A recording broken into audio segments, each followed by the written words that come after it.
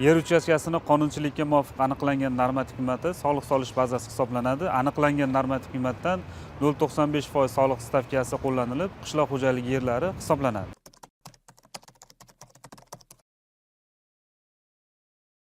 Qishloq xo'jaligiga mo'ljallangan yerlar soliq hisoboti joriy soliq davrining 1-mayiga qadar taqdim etiladi. To'lov muddatlari 1-sentyabrga qadar 30%, 1-dekabrga qadar to'lovning qolgan miqdori, ya'ni 70% miqdorda to'lanadi.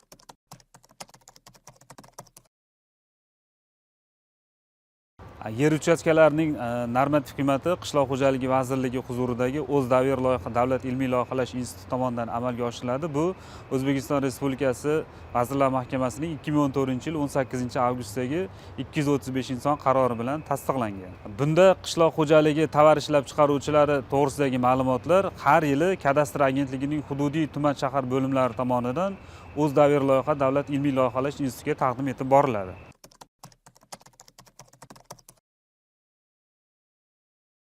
Qishloq xo'jaligi ehtiyojlari uchun berilgan va ana shu maqsadlar uchun mo'ljallangan yerlar qishloq xo'jaligi toifasidagi yerlar hisoblanadi.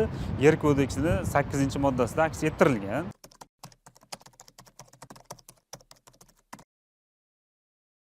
Agar korxonani qishloq xo'jaligiga mo'ljallangan yeri bo'ladigan bo'lsa, soliq hisobotida xatolik bilan shakllanib qolayotgan bo'lsa, bunda soliq to'lovchilarga ushbu soliq hisobotini shakllantirmaslik maslahat beriladi. Ya'ni yer fondi toifasi qishloq xo'jaligi bo'lgandan keyin bu alohida hisobot shakli mavjud. Qishloq xo'jaligiga mo'ljallangan yerlar hisobot shakliga kirib, ana shu hisobotni taqdim etishlari lozim bo'ladi.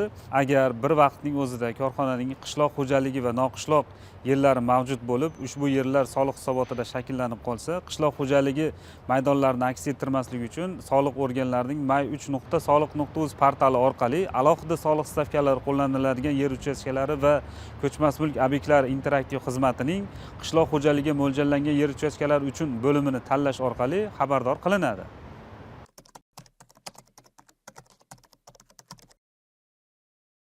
Korxonani qishloq xo'jaligiga mo'ljallangan yer uchastkasi mavjud, kadastr hujjatlarida ham bu o'z aksini topgan, lekin soliq hisobotida shakllanmagan bo'lsa, birinchi navbatda ushbu yer uchastkalarining normativ qiymatini baholash uchun O'zdavr loyiha davlat ilmiy loyihalash institutiga murojaat qilish lozim bo'ladi. Soliq to'lovchilarga qulaylik yaratish maqsadida soliq hisobotini 0,20-satrda ma'lumotlarni mustaqil kiritish imkoniyati yaratilgan. Bunday holatda normativ qiymatni tumanda o'rtacha qiymatini kiritish orqali soliq hisobotini taqdim etish imkoniyati mavjud.